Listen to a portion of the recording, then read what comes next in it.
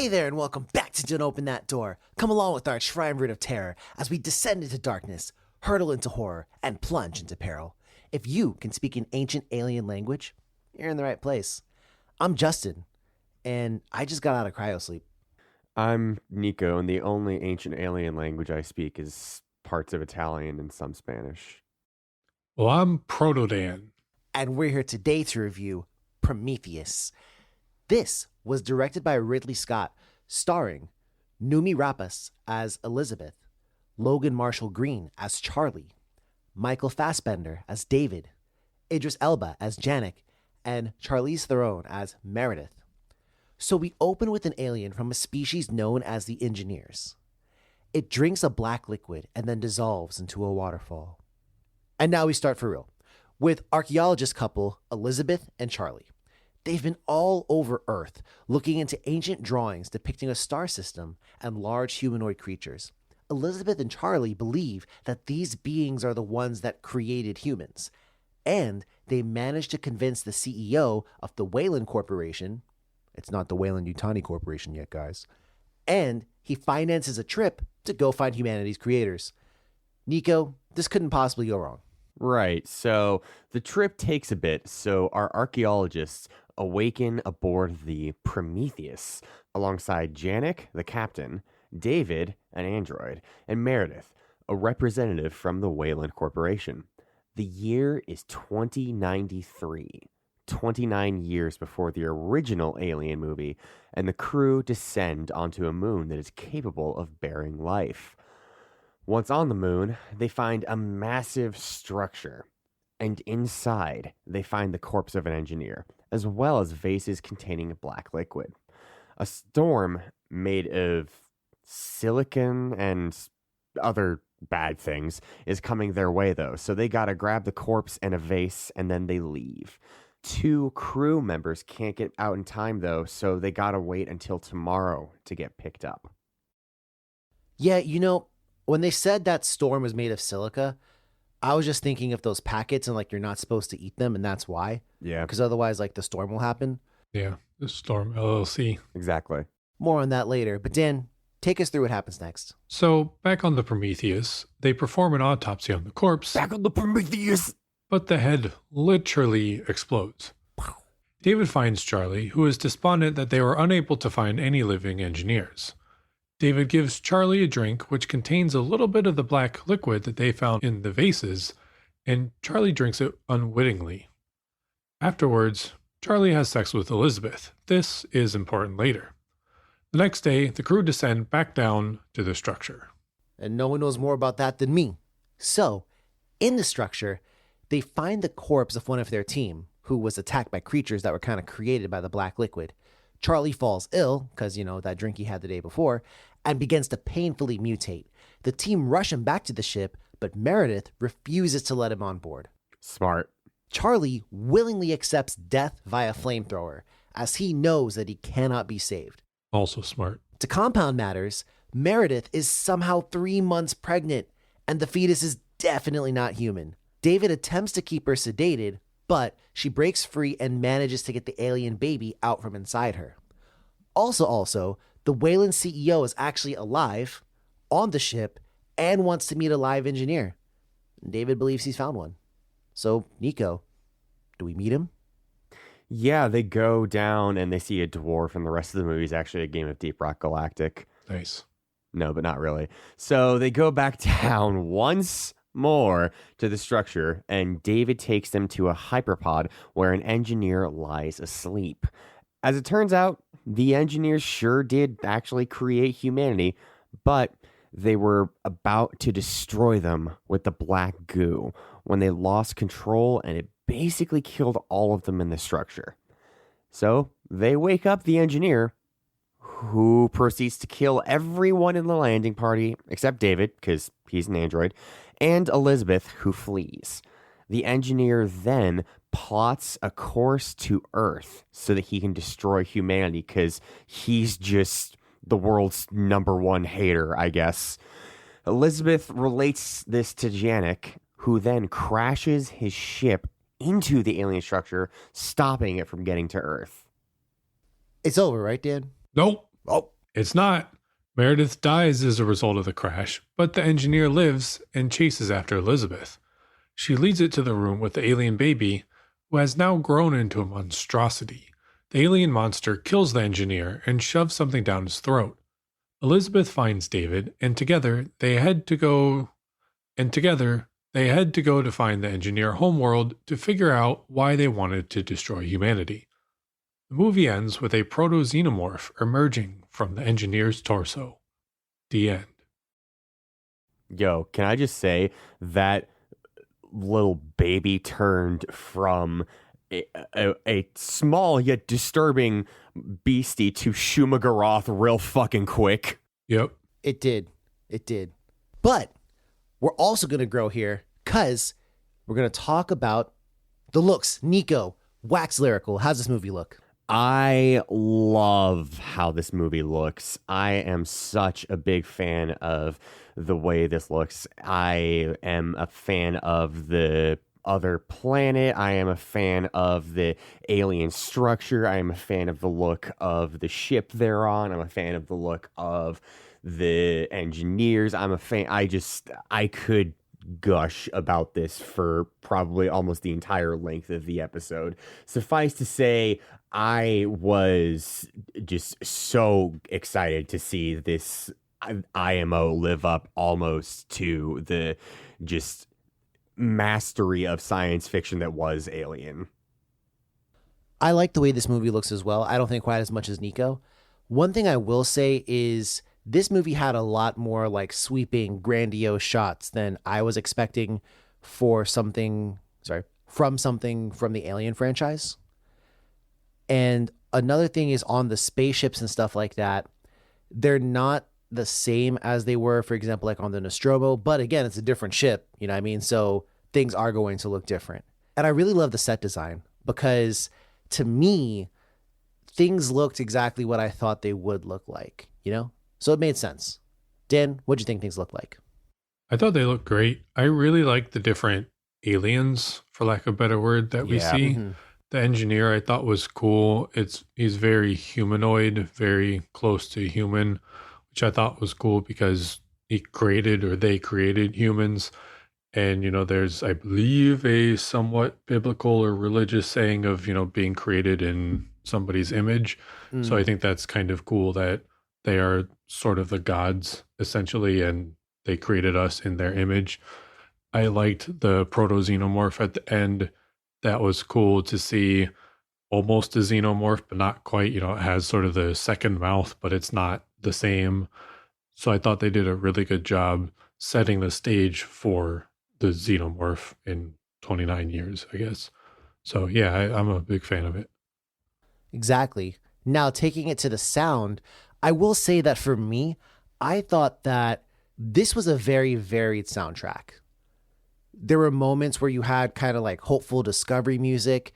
There were kind of almost like grandiose themes with sweeping landscapes at the start.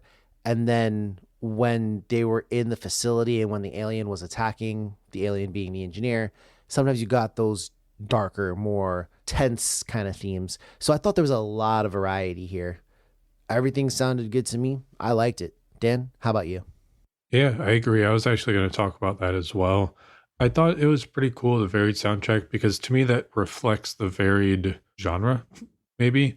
I don't know that I would put this in the same bucket as Alien, Aliens was also very different, but I wouldn't quite consider this a horror. It definitely has horror elements in it, and it probably does kind of fit into horror, but it's like more sci-fi and more of that genre to me than straight up horror like Alien was. And I think the music reflects that pretty accurately. I mean, there's a really cool score when David sees the engineer sit down, or sees the hologram or whatever of the engineer sit down and show the map of the universe and whatever was going on there. The score was really cool and not at all horror-y, and it felt like a sense of adventure. And I thought that was really cool. Nico, can you elaborate on the sound more? Yeah, the parts that were more heroic sounded very reminiscent of John Williams at times. I was reminded of the E.T. soundtrack, and I think he also did the Indiana Jones movies, right? Yeah. Yeah, I was reminded of a couple of those at parts too, especially when you combine those with the sweeping drone shots that occupied the first, I want to say, 10 minutes or so when they were tracking the different discoveries that our lead couple were making along the years. But I was a big fan of the inclusion of that as well as the, I don't want to say regular horror elements, but, more ominous sounding atmosphere building type elements. I liked it all. Indeed. Well, let's get down to brass tacks, shall we? And start with the beginning. So we're given this scene at the start where the alien basically kind of kills himself, it looks like, and his DNA is literally broken down. This is, I guess, less of a talking point, more trivia, maybe just facts, I don't know. But that is the alien, in this case being the engineer, creating life. That's how they created life, through breaking down and, I guess, sacrificing themselves to give life to other things. Now, whether or not that planet he's on is Earth is up for debate. I think I saw a quote from Ridley Scott that was like, it doesn't even matter. The point was to show how they create life, which is fair. But I want to ask, as an opening talking point here on the pod, what'd you think of the cast of characters we had, and who was your favorite? I thought the cast was overall pretty good. I mean, it was kind of a star-studded cast, which I was kind of surprised about. Same. I hated Charlie. Fucking Why? hated Charlie. What did he do? I hate his attitude. I hate how much of an asshole he was. I just hated the dude, and I could not wait for him to die. Damn. Well, you got your wish. You got fucking flamethrowered. Yeah. I mean, I'm a little salty that he kind of went out in a, I don't want to say heroic way, but sort of. Blaze of glory, Yeah. Literally. But no, I fucking hated him. But my favorite character might have been Janek. I don't know. I thought he was a good captain and stayed true to his crew and his beliefs, even in the face of the Wayland Corporation trying to get him to do different things, or at least Meredith trying to get him to do things against his better judgment, and he didn't. So I appreciate that. I also think that the cast was overall a good cast. I disliked how they didn't use Meredith a ton. I feel like she was kind of at the start, she's there and she introduces herself and she's the Wayland rep. And you think there might be something more going on there, and there is, because she's the CEO's daughter. But she really doesn't amount to much in the movie, in the overall scheme of things. Like, if she wasn't there, would it change anything? The only thing that would change Janek would have not gotten laid. that and Charlie's death. Yeah. Like, that's it. That's all she did. And honestly, Charlie would have died anyways. So that's kind of like the whole deal, I guess. And I wish if you were going to have someone, especially a big name like Charlize Theron, I thought that she would have had a much bigger role in the movie. But I also kind of felt the same way about, Janek. Like, I thought that, and he was my favorite character, by the way, but I honestly wanted him to get more screen time as well. I thought Idris Elba did a really great job as Janek, and I love Janek's character. Like, he's just, I don't want to say he's a regular dude, because he's not, but I understand his motivations. I understand why he's doing what he does, and everything checks out. I love that he kept saying, like, if you can't be with the one you love the one that you're with. Like, I like that a lot, and that was cool. I was confused by Elizabeth sometimes, because there was a part, I watched this movie with Nico, and there literally was a point where Elizabeth was like despondent and like she didn't want to go back down, and she's like, we have to leave. And then the CEO of the Wayland Corp goes, but don't you want to know why? And all of a sudden now she's totally on team, I need to know why. And I was like, yo, you changed your mind. There's like one or two things that she changed her mind about, like on the drop of a dime. And I was just like, that was kind of unnecessary. And I don't know, I guess it ended up having to be that way, because otherwise the plot would have gone in a different direction. But I was kind of like, eh. But she does have a really cool scene where they cut the alien out from inside her. That was a cool moment. Nico, thoughts on the cast?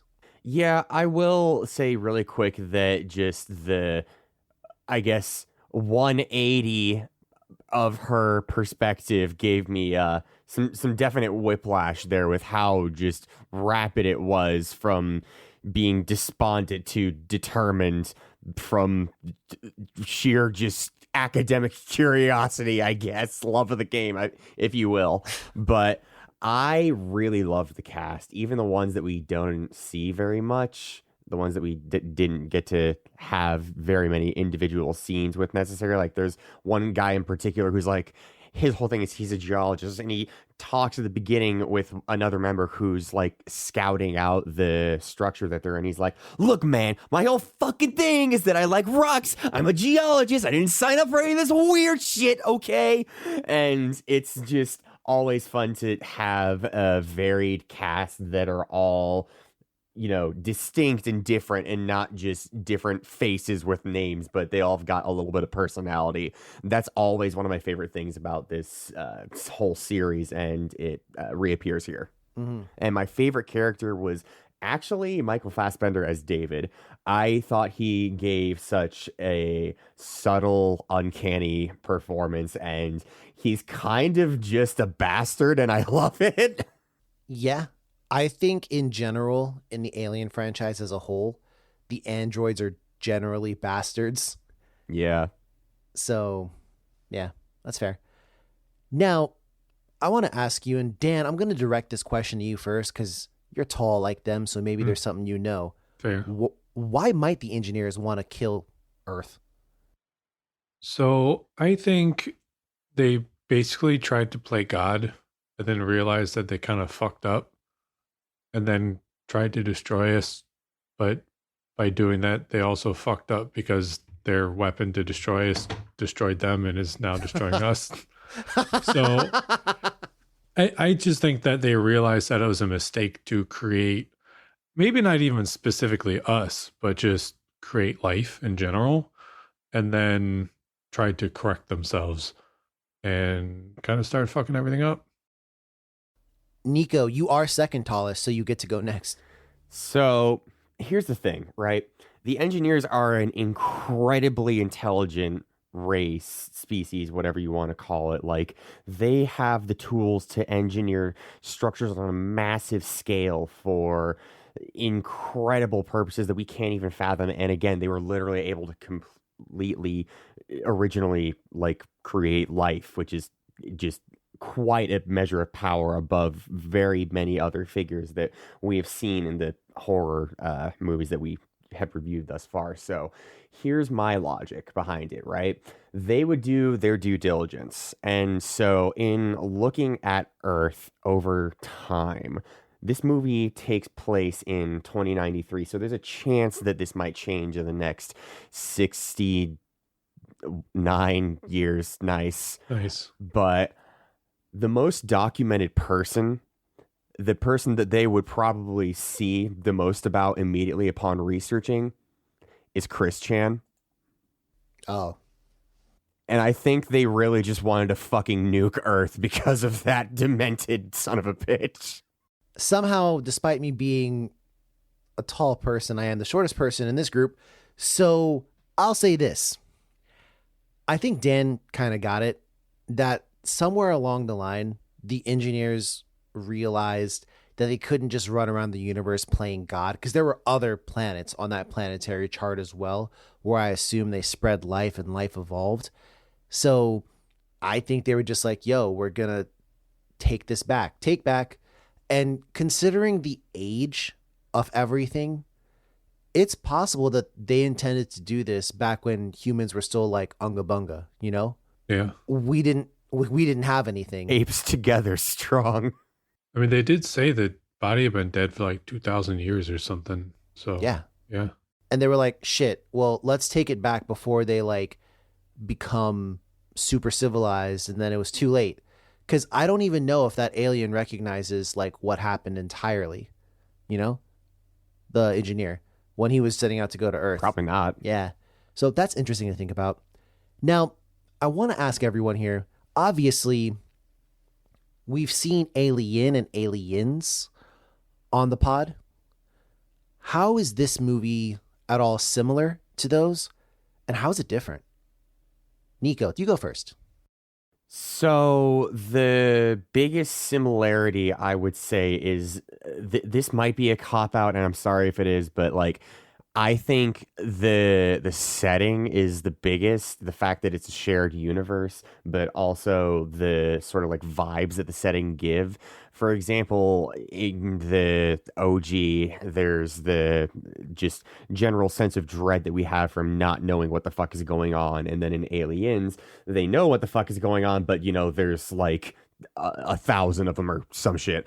In 3 and 4, it's a little different, but suffice to say, there is still this sense of discovery packed together with dread, all wrapped up in a aesthetic package reminiscent of somehow Space Odyssey and also the board game Nemesis specifically, I guess, and Returnal, but that came about 6 or 7 years later. But wear your influences on your sleeve, I guess.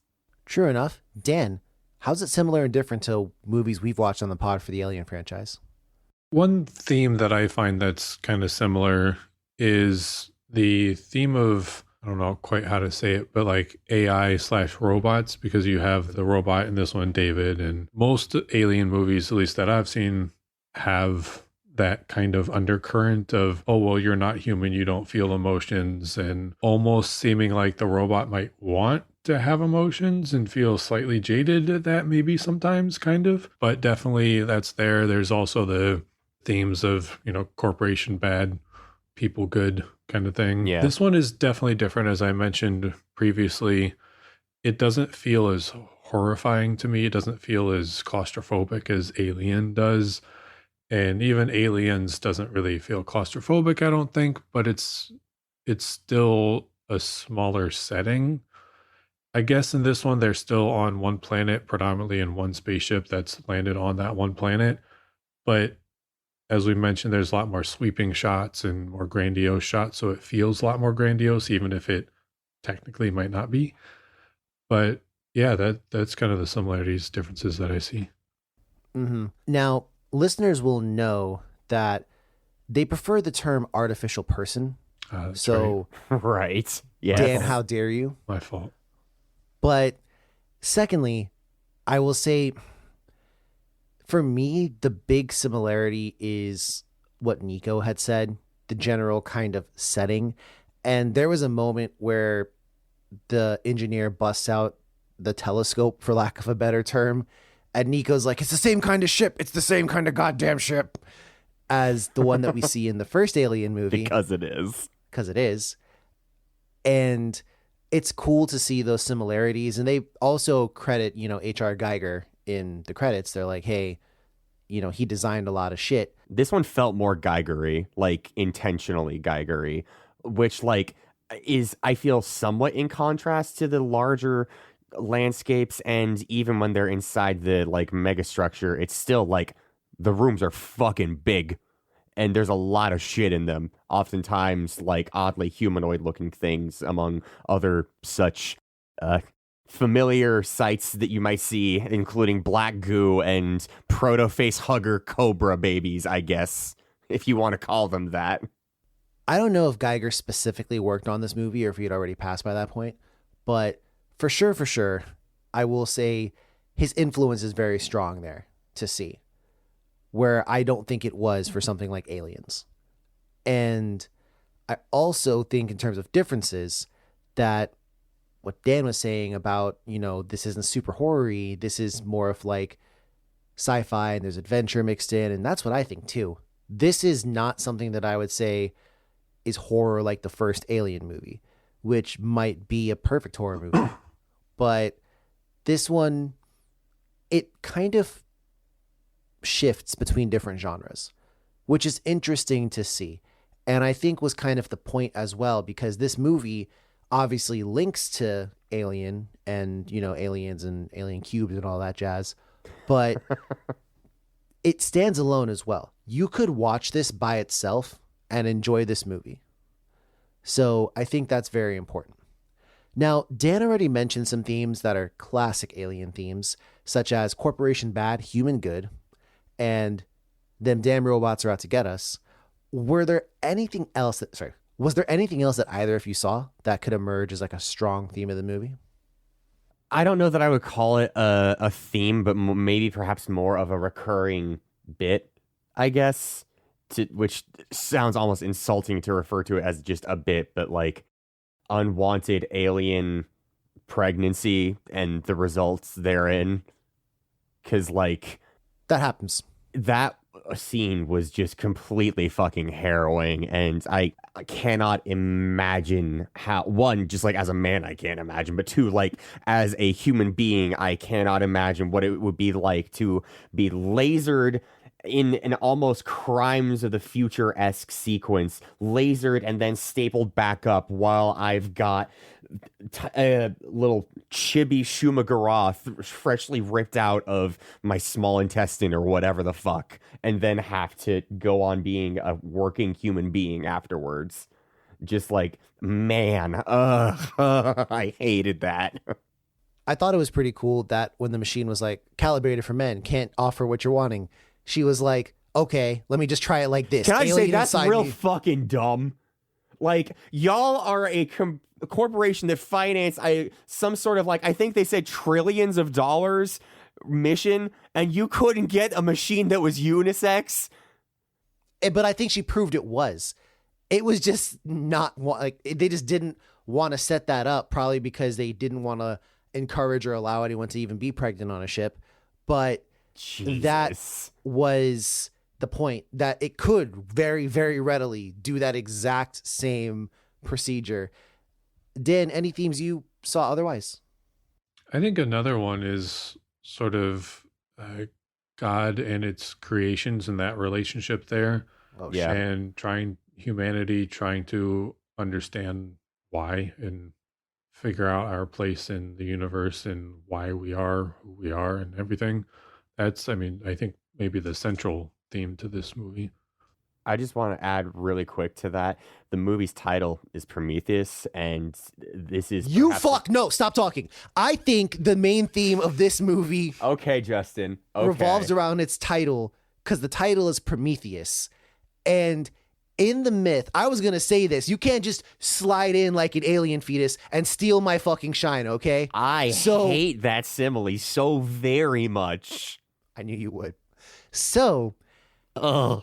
in the legend, in the myth, Prometheus steals fire from the gods to give to mankind, right? Kind of elevating us. And he's punished for the crime. Now, are the engineers kind of like Prometheus in this sense? Like they give us, the spark of life as it is, elevating us, and then do they perhaps think of it as a mistake? Like, are we a mistake?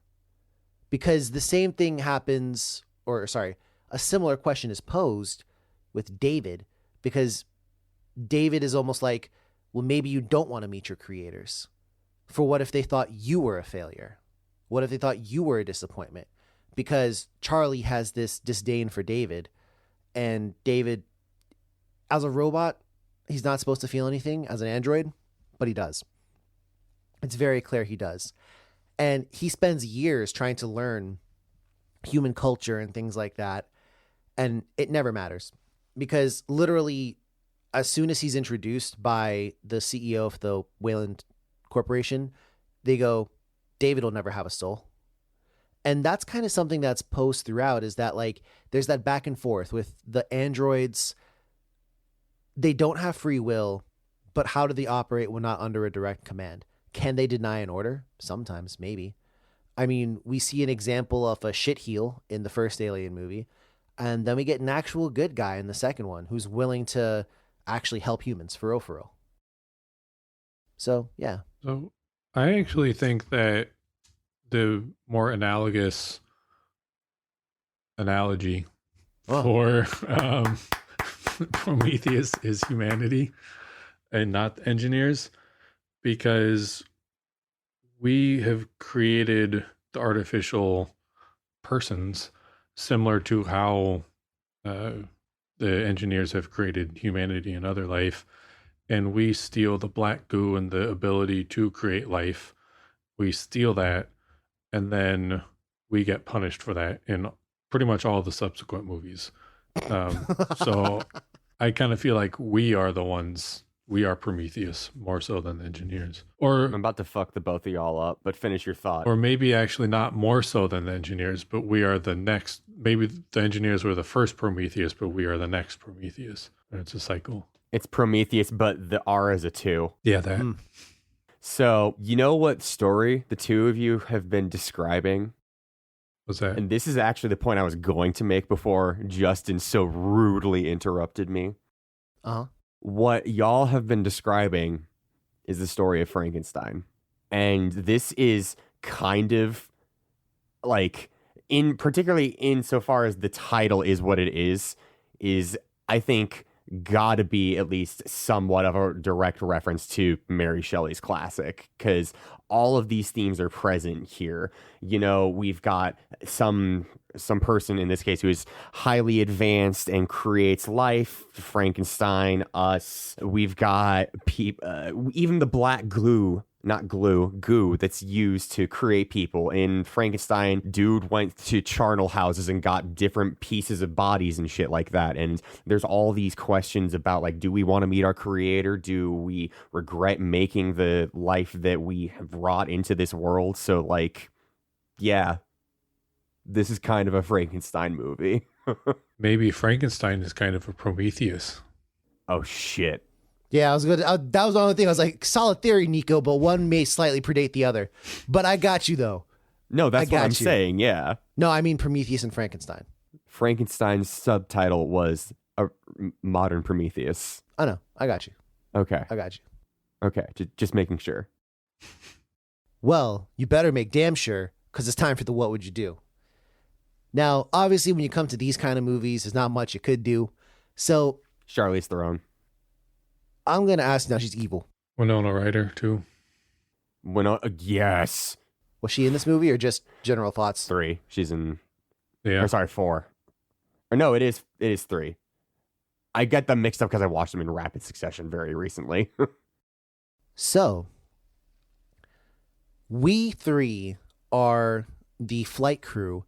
When we get a message from Elizabeth saying, hey, you gotta stop that ship from taking off. Earth is doomed otherwise. Yo, if Charlize Theron slides into my DMs, I will go to war for that woman.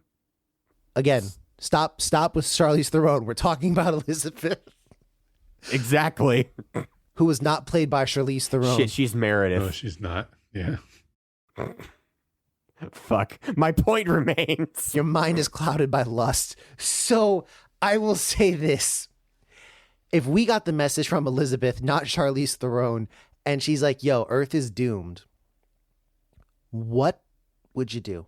Would you sacrifice yourself knowing that? And if there was a captain willing to sacrifice himself and he was like, you guys can go down to the planet, you don't have to die here, would you do that? I'll start with the most moral member of the crew. Dan, what are you doing? Well, I would definitely die. I would smash the ship. I would go with the ship into the other ship, the alien ship, because I'm not Matt Damon and I can't survive on a alien planet like he does in Martian. So I would basically be dead there. Potatoes or whatever the fuck. Right. So yeah, I would definitely do that. Go out and blaze the glory, I guess. And I totally forgot what the first part of your question was. Same. No, that was it. I was just saying, would you crash the ship and would you stay on it? And you answered both. 100% would crash. Yep. So for me, the second most moral member of the crew, I agree with you, Dan.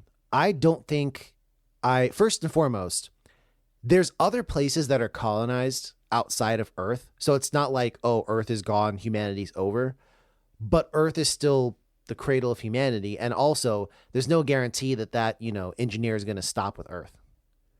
So I would definitely crash the ship. Stay on or get off on the alien planet. No, I'm staying on the ship because A, I got to make sure this happens. And B, I also am not Matt Damon. I'm not going to be like Interstellar, just camping out on a planet. So no. Now we turn to the least moral member of the crew. Nico, Are you crashing the ship and are you staying on it? So, question: do we know about Elizabeth and David? Like their plan to go seafaring amongst the stars to the engineer world?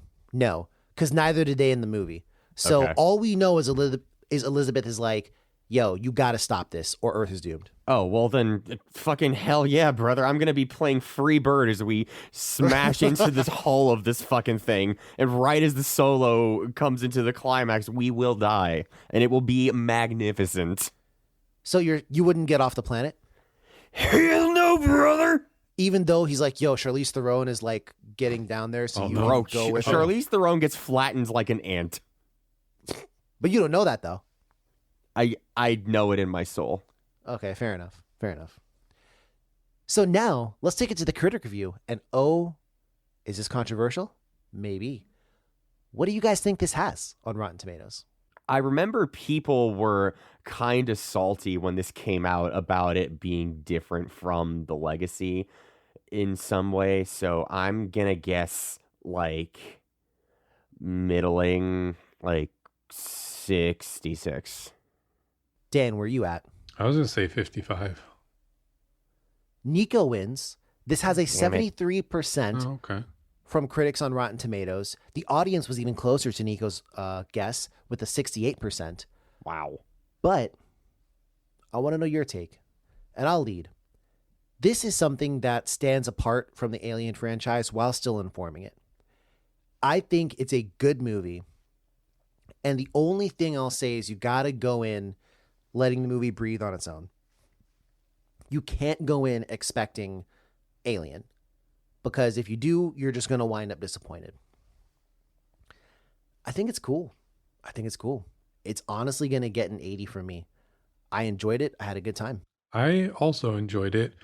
I agree with Justin that it is different than the Alien series, and I think that was, clearly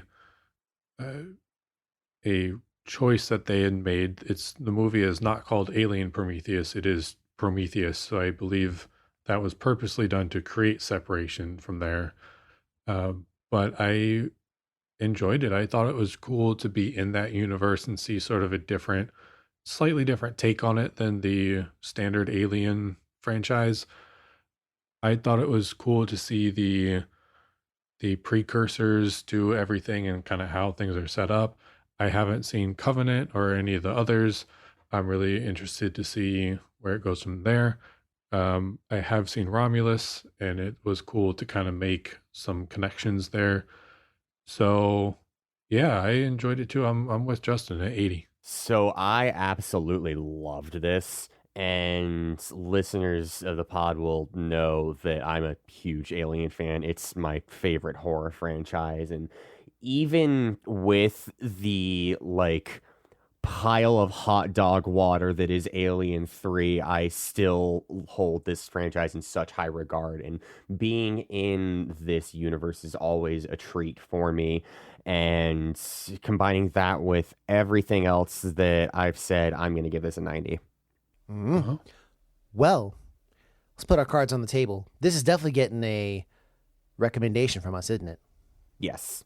Yeah. Are we going to give this one the golden seal? If this is a science fiction podcast, I would. As a horror movie, I'm going to say no, even though I do think there was pretty good horror somewhat throughout, if a little limited. But regardless, I'm going to say no. Solid words from Nico. I can say no better. It would be a no for me as well. It would also be a no for me. So there we have it. It is a recommendation from us, but not quite getting that golden seal. So let us know your thoughts, though. Hit us up. We're on X and Instagram at DOTD Horror. We're also on Facebook under Don't Open That Door. Plus, you can check everything we've done on our website, which is dotdhorror.com. But till next time, take care of one another. Definitely don't put primordial ooze in someone's drink. And as always, dear listener, don't open that door. Bye.